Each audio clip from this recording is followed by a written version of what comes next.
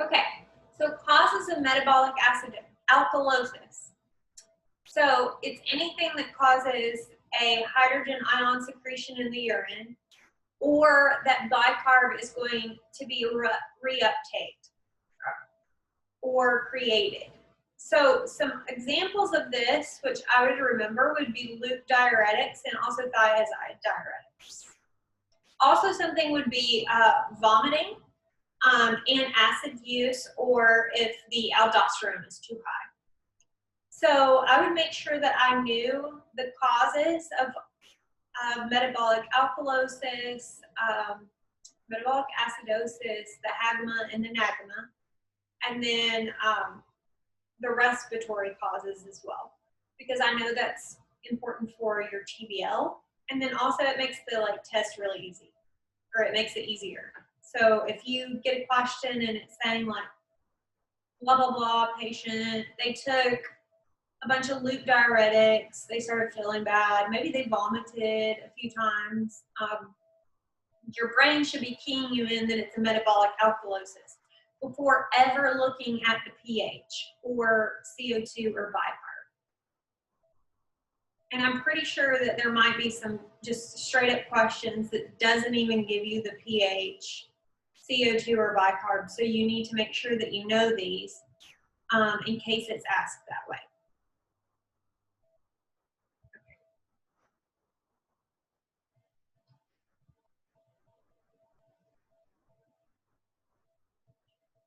Okay, so another way to narrow down metabolic alkalosis, after you find out that they do, then does the patient have hypercalcemia? If they do, then it's called a milk alkali syndrome. If not, then you need to see if they're chloride resistant or chloride responsive. So if you give them if you give them fluids with chloride in it, so normal saline is NaCl, 0.9, and that has chloride in it. So if you're giving them normal saline, and they get, you need to see if they get better or they don't. So if they do get better, they're chloride responsive. If not, they're resistant. Easy peasy. If they get better, it's probably because they were vomiting. If they don't, you need to check a urinary potassium. If the potassium is less than 20, it's probably laxatives. If it's greater than 30, you need to look their blood pressure. And then it could be a genetic condition, but we get to that in later lectures, so don't worry. This is probably like beyond the scope that you need. Probably like, you know, next year, this might be nice, or residency. I think this is a little beyond your understanding, like for the exam wise. So that's nice. Okay, so he's got this big chart, and really the only important thing is knowing of a cause of metabolic alkalosis is diuretics. So loops, as well as thiazides, because they're potassium, or they get rid of potassium. Look, here's another slide with the same stuff. So it's probably going to be important. So anyways, he does that a lot. He'll give you like several slides of the same thing, the stars. So it's important. Okay, so here's practice question 8. So we're going to see if this poll works.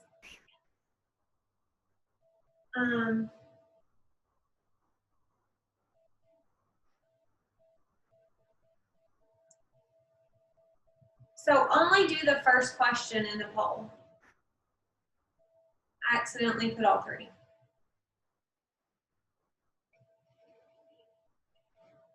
Which is the same question here.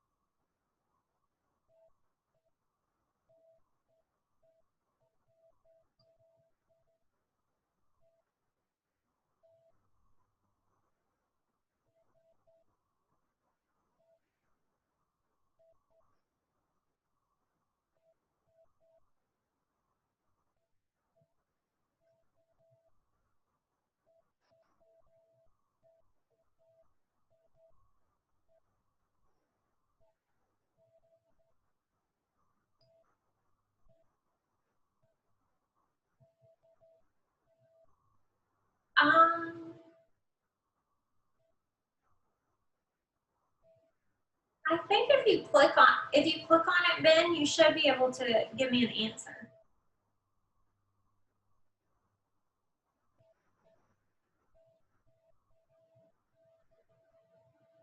Oh.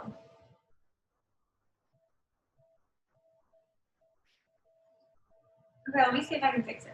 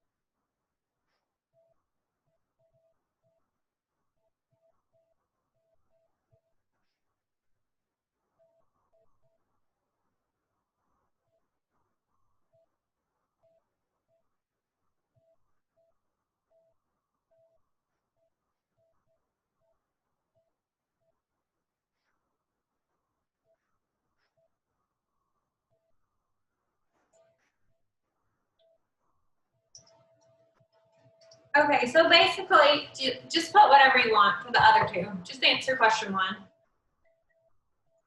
and I'll fix it.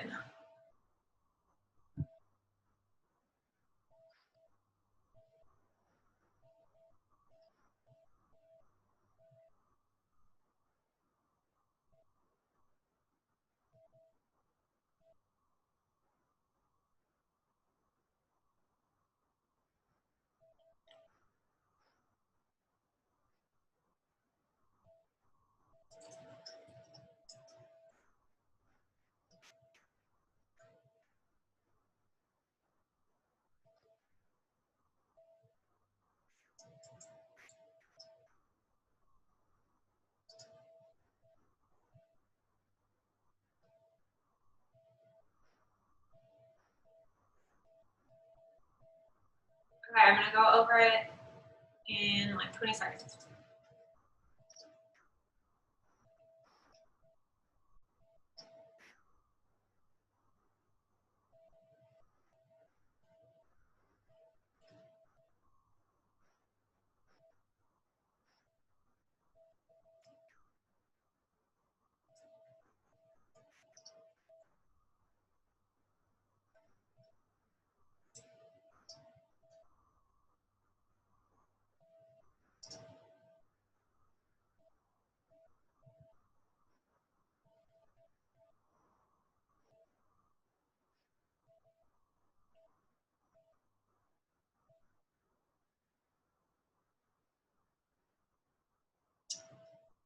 All right.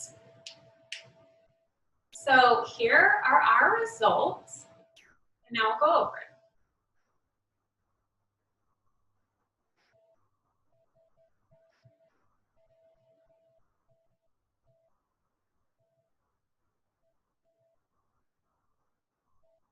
Okay, I'll go over that, Johnny. So our pH, it is low.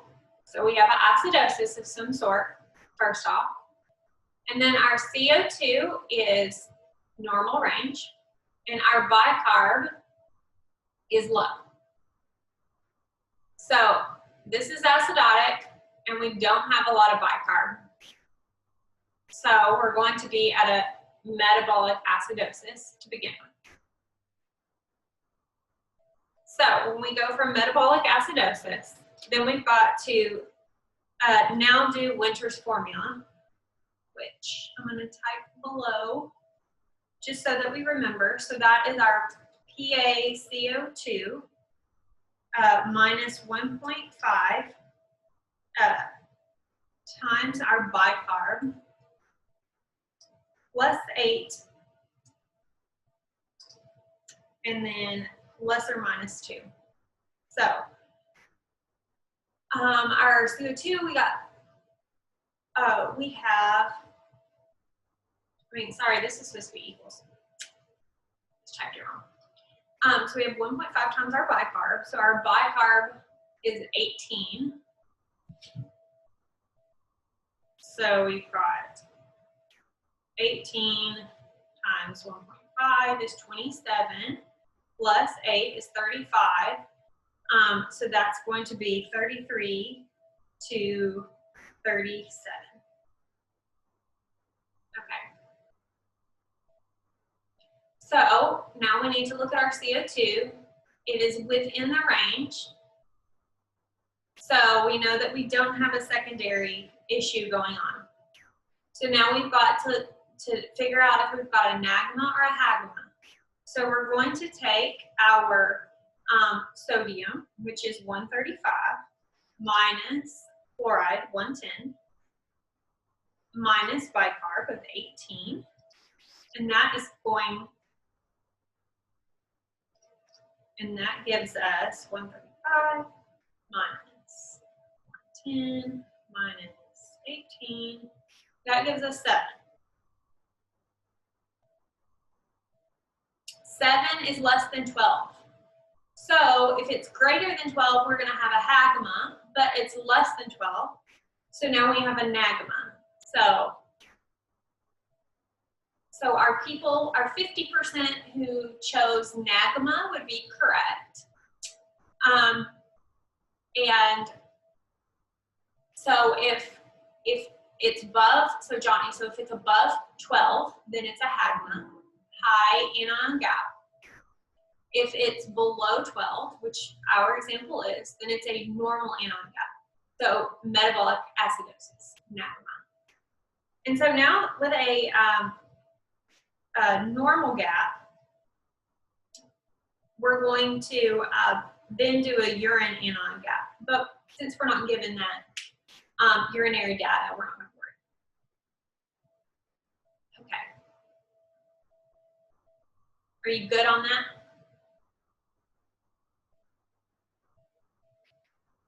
Okay. Question 9.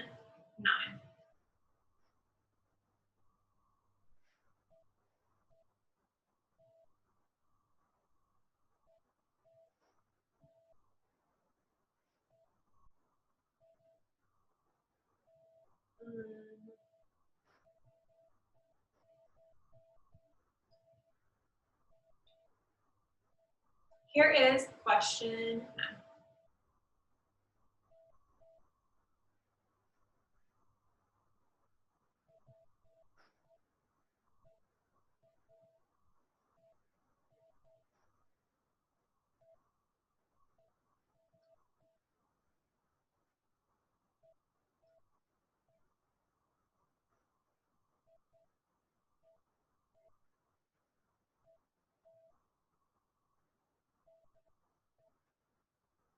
The sodium minus chloride minus bicarb, is that what you're referring to, Ben?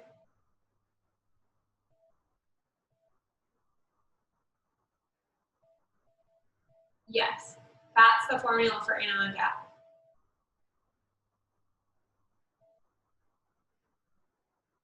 Okay, yeah. Well, no, it's sodium minus, and then in brackets, chloride plus bicarb. But if you just carry the minus sign to the bicarb, because it's chloride plus bicarb in parentheses, but that minus sign carries.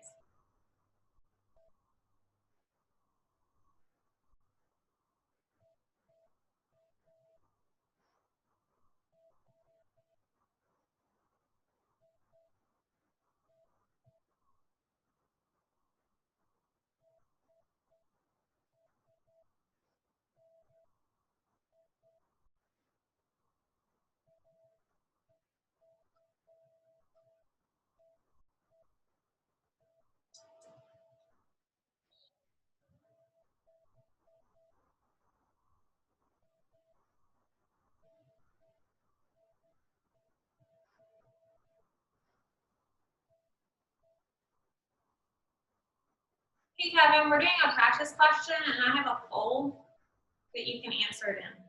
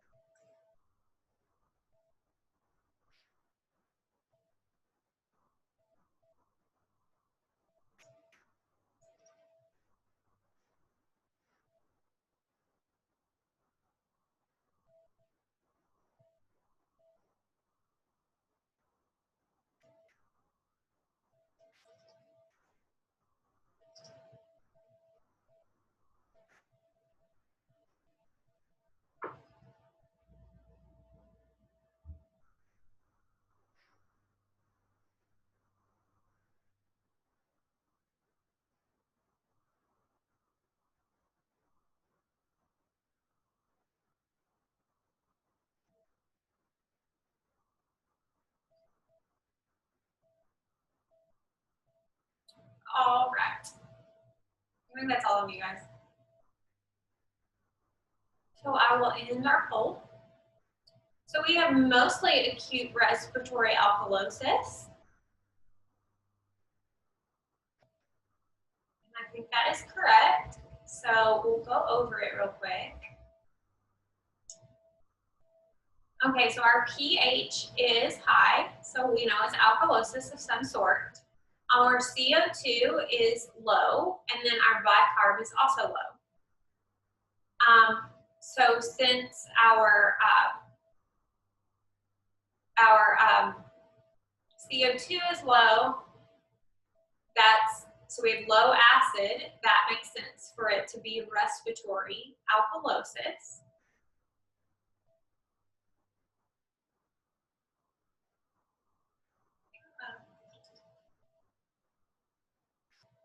And so now we're going to look at the ratio of bicarb to the ratio of carbon dioxide. So the change in bicarb, so bicarb average is 24. Our bicarb is 21, so that's a 3. So basically just 24 minus 21. And then our CO2, we've got 38 is the average. So 38 minus 23 is 15. So that would be a 1 to 5 ratio. And a 1 to 5 is acute respiratory alkalosis. So if it's less than 5, it's going to also have a secondary metabolic alkalosis. And if it is 1 to 2, it's going to be a chronic respiratory alkalosis. And if it's greater than 1 to 2, it's a secondary metabolic acidosis. So, acute.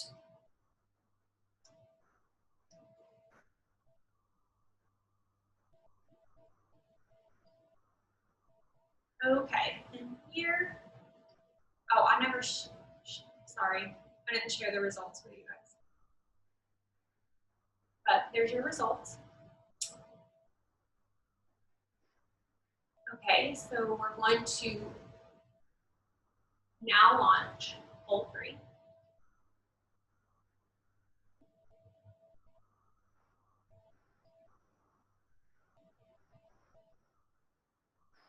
I think there was one more answer choice I needed to add.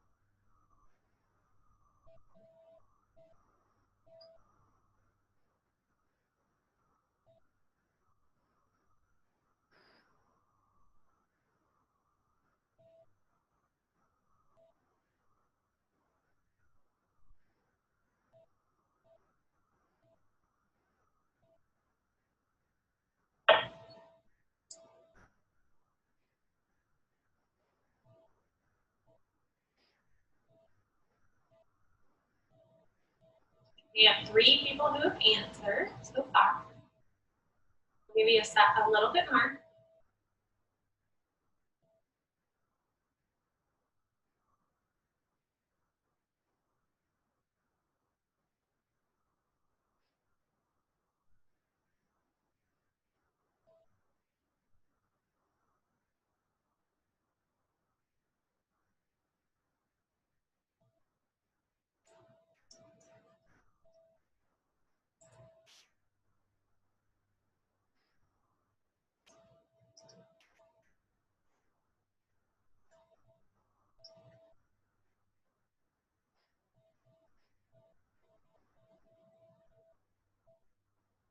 Okay, everybody has answered.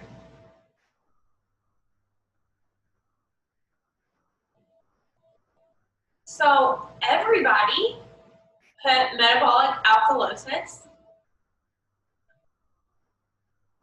So I don't even know if I should share why.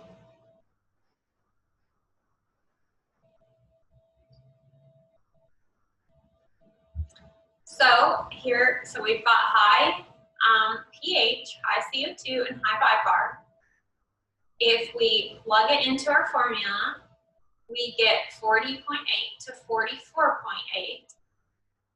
And so our CO2 is in range, so there's no compensation. Good job.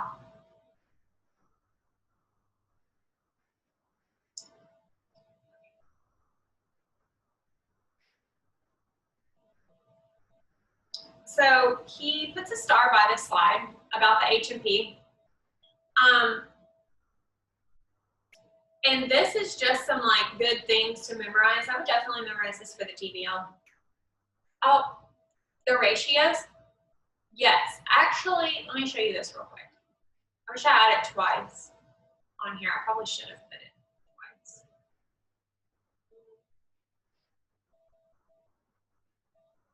I'm gonna move it to the end real quick.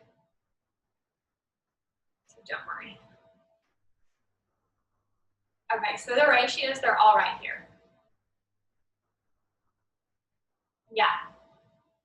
So this less than 1 to 5, 1 to 5, 1 to 2, and greater than 1 to 2.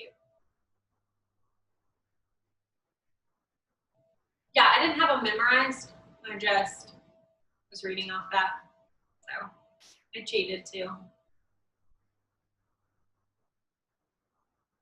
But I would probably like take this and probably like go through questions. I mean, even just like make up things on your own, just make up random numbers. And go through and try to like remember how to do it and refer to this chart until you don't have to do that anymore. That's my words of wisdom on that. I didn't make this, so I can't get credit for it, but I stole it off another tutor and thought she did a good job. Okay. So for the TBL, and this help you in your test too. If you see patient has DKA, automatically you should be thinking metabolic acidosis, and at the beginning of it is going to be a hagma, and then as it's treated, it goes into a nagma. And I'm saying that, but let me show you really quick that slide. This one. As DKA is treated, the hagma evolves into the nagma. And why is this happening? Because when we give a patient normal saline, and this patient with the hagma, they get more and more chloride in their blood, and it transitions them to the nagma. And it all makes sense when you think about the anion gap. So we have sodium minus chloride minus bicarb. So I sort of think of chloride and bicarb on one side of the equation, and I think of sodium on the other. So if sodium is really, really big compared to our chloride and bicarb, then we're going to have a big number. So it's going to be a hagma. if our chloride gets really, really high,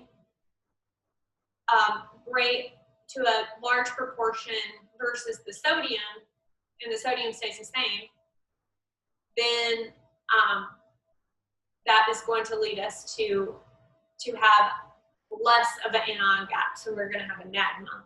So that's why it works. That's why it evolves. Back to the slide. If a person has COPD, they're not getting rid of it. So it's going to be a chronic process. And so it's going to be a respiratory acidosis. So if we think about somebody that doesn't breathe a lot, and they're trapping air, I think Dr. Palazzolo would say something about like that they're not able to get air out. So they're air trapping. So we've got lots of CO2 that's caught up in our lungs, and we're not able to get it out. Remember, CO2 is more of an acid state, so that's going to be a respiratory acidosis. It's chronic. A person with asthma with hypoxemia, so they're not getting a lot of air in, and they start hyperventilating because they need to breathe. They're going to have a respiratory alkalosis because of that increased respiratory rate. And so that's acute because they're not like that all the time. They get their albuterol inhaler and they get better. If a person ingests a bunch of aspirin, if it's acute, it's going to be, they just ingested like a ton of aspirin in the bottle. I don't know why. Maybe they wanted to commit suicide or something like that. Like maybe that's what the question is asking. Then that's a metabolic acidosis. If a person's vomiting a lot, we talked about that. It can be corrected. It's one that can be corrected with chloride. That's a metabolic alkalosis. That's one of our examples for acute process. I don't really think that they'll ask that ileostomy output acidosis. If a person has a lot of diarrhea, it's acute, so that's going to be a metabolic acidosis. If they've got a PE and they're not breathing a lot, it's an acute process. It's going to be a respiratory alkalosis. If a person has sepsis, we've got lactic acid that's building up, so that's going to be metabolic acidosis. So be able to definitely recognize these and know what they are.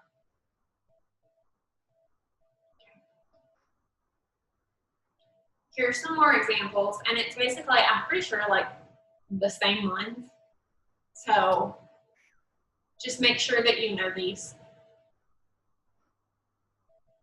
And here are some examples, again, of acidosis versus metabolic alkalosis. Remember, I mean, it makes sense, but just remember, like, if it's a breathing issue, it's probably going to be respiratory. Makes total sense now, but like you get, times running down and on a test, and easy things like that are easy to forget. Okay, so the rest of these slides are just the answers to my practice question. Do you guys have any questions? We finished way quicker than I thought we would.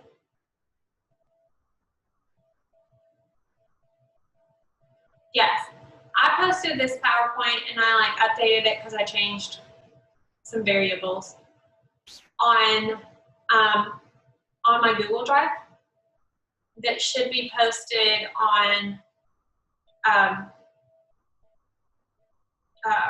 your schedule, how you find tutoring. Like I posted it as where you find the video. I posted 2 links. So one link is my YouTube page, which because my drive is filling up, because I also post study guides for other classes for first and second year, so it fills up pretty quick. So I put the videos on YouTube so it doesn't take up as much space. Yeah. Yes, I will explain hagma and nagma. Okay. We're going to start out with this. So we've got a metabolic acidosis. We're going to first go to Winter's formula.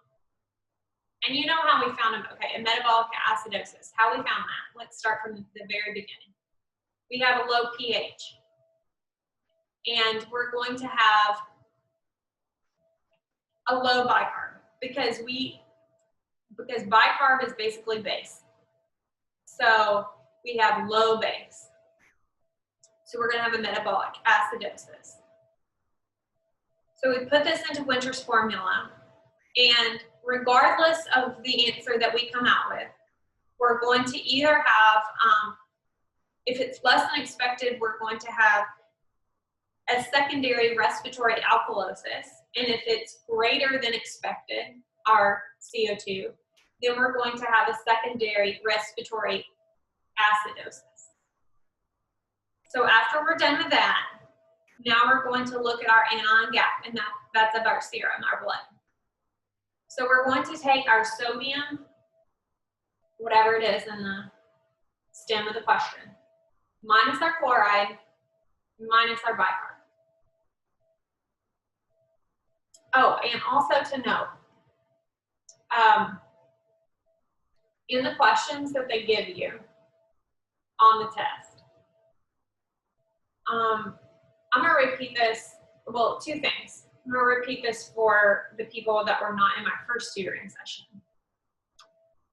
I was not a good student on this exam, and I decided that it would be a really good idea if I took all the acid-base questions and saved them till the very end. And there was like, I don't know, 15 questions. So the test was something, I don't know. The questions, respiratory was hard to me, and it was just taking me a while. And I think that cardio questions, they weren't hard, but like I wanted to do well, wanted to do better than the last exam, you know, XYZ. It was a much easier test for cardio. But anyways, I was like struggling through some respiratory questions. So there's 15 minutes remaining in the exam, and I have to do 15 acid-base questions. So it wasn't a good strategy anymore. So what I did was, it was really bad. What I did was like the Dr. Kick method, and I would just get the the primary diagnosis, let it be metabolic acidosis, respiratory alkalosis, metabolic alkalosis, respiratory acidosis. I would just get the primary one, and I would mark off the answers that it couldn't be. And that would leave me with about 2 of them. And it would say, does it compensate or not? And so let's say it was a metabolic acidosis. If the carbon dioxide was abnormal, then I would say with compensation. And I did that for every question on that test. And I probably was the only person in that room who never calculated the anion gap on the entire test. Now, was there ones that said hagma and nagma? Yes. But it said the person was like a type 1 diabetic, their blood sugar was like 300 and something. And like, so I knew it had to be a hagma. So like that helped me out to remember, you know, reasons why these people had these things. And just by process of elimination, I got the answers right. So that's just like something to keep in the back of your head if you're running out of time on this test, because it's going to be hard. I mean, it's just, there's so many math questions, they take forever, and you don't have enough time to do them. So that's just to keep in the back of your mind. Now, back to anion gap. So we've got our sodium minus chloride minus bicarb. Oh, I now remember. Okay. The other thing is, when you look at these questions on the test, they're going to give you blood values, or I'm sorry, serum values And then they're going to give you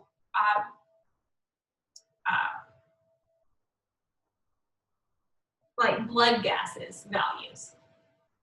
When possible, use the blood gases and not, there'll be two different numbers. So use the blood gases because it's more accurate rather than using the ones from serum. And they don't tell, he doesn't tell you that, they don't tell you that anywhere. But anyways, either ask him or just take my word for it. So that's the other thing. So we're going to have the sodium minus chloride minus bicarb and get that bicarb from our blood gases. And if it is greater than 12, it is going to be a HAGMA, so high anion gap metabolic acidosis. And then from there, we can get an osmolar gap. That's just like a thing to remember, okay, that's the next thing I get. And we're also going to get a delta delta. What is a delta delta? The delta delta is a change in our anion gap over a change in our bicarb. So if we have a change, so let's say our anion gap is 20. So 20 minus 12 is going to be 8. And then our bicarb, let's say it's also 20, just because. Then 24 minus 20 is 4. So 8 over 4 is going to be 2. So if it is between -5 to 5, there's not going to be a secondary diagnosis. So that's what we would have in mind. Just a little quick made-up example. But if it is less than 5, then it's going to be a NAGMA, a secondary NAGMA. So you can have a HAGMA plus a NAGMA. And then if it's greater than 5, it is a metabolic alkalosis. If it's a normal gap, we're going to get a urinary anion gap. And I think a question that I think was asked was, what is important, like what electrolytes are important when looking at a urine anion gap? And so, or what's different than a blood anion gap, which would be potassium. So it's basically the same, except blood and urine, you know, two different places. But sodium minus chloride minus bicarb for our blood anion gap. And then for the urine, it's sodium minus chloride minus potassium. Does that make sense?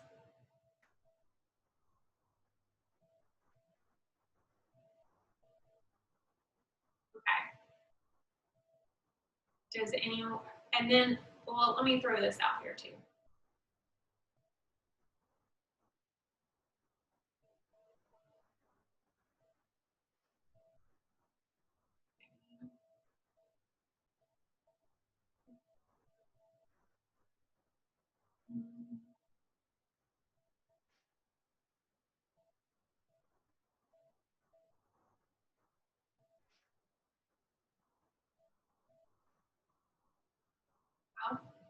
I thought I had examples.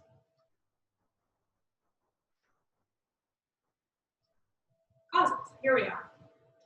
So our anion gap, I just kind of remember this one, and then if it sounds acidic, I remember saline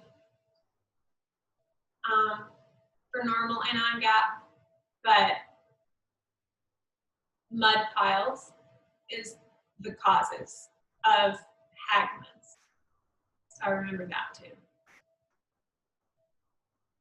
Any other questions?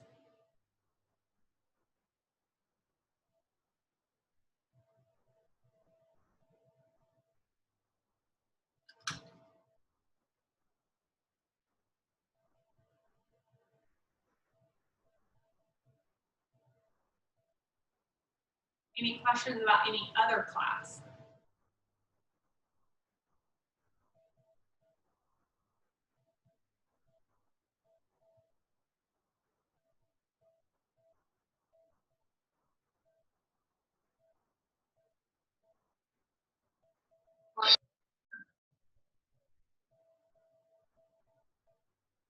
I'm going to be posting this recording on YouTube.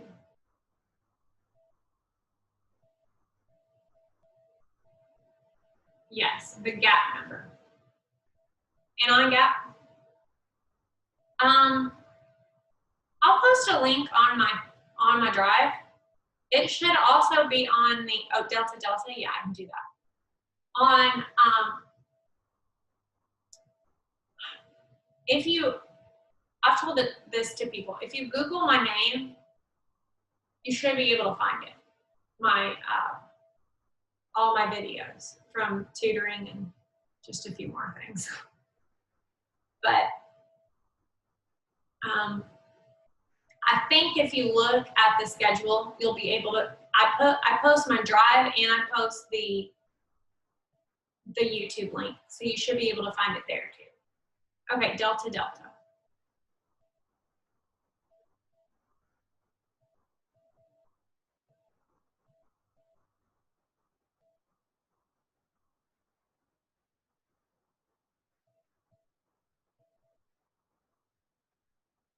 Okay, we'll go here. So if we've got, actually I think I got a slide on. We'll just start with this though. So we have a metabolic acidosis and we get our Winter's formula. Regardless of what it gives me, I'm gonna get an anion gap. And Dr. Trizzle says, just go ahead and get the anion gap first, regardless of whatever this says. I don't really know why he says that.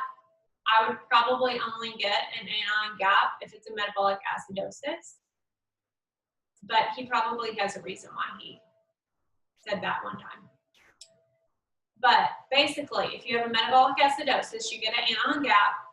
If it's greater than 12, it's a high gap, we're going to get a delta.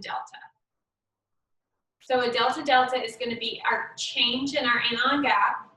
So remember our magic number is 12. So if it's greater than 12, then we've got a hagma. So whatever number that we get, any number greater than 12, then we subtract that by 12, and we divide that by 24 is going to be our average bicarb, and we subtract it by our bicarb. And then we get a result. So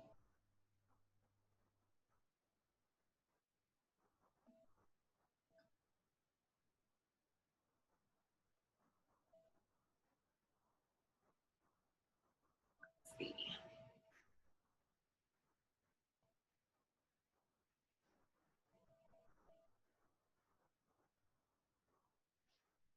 So, okay, so delta, here is the equation right here. Looking at it in a different way. And so if it is less than 5, it's going to be a secondary nagma. So you'll have a hagma plus a nagma. If it is between -5 to 5, it's just a plain old hagma.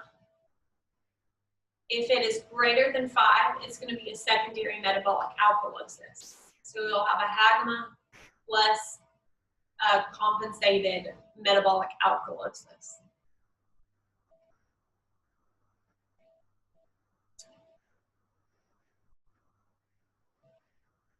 Let's see if I have an example.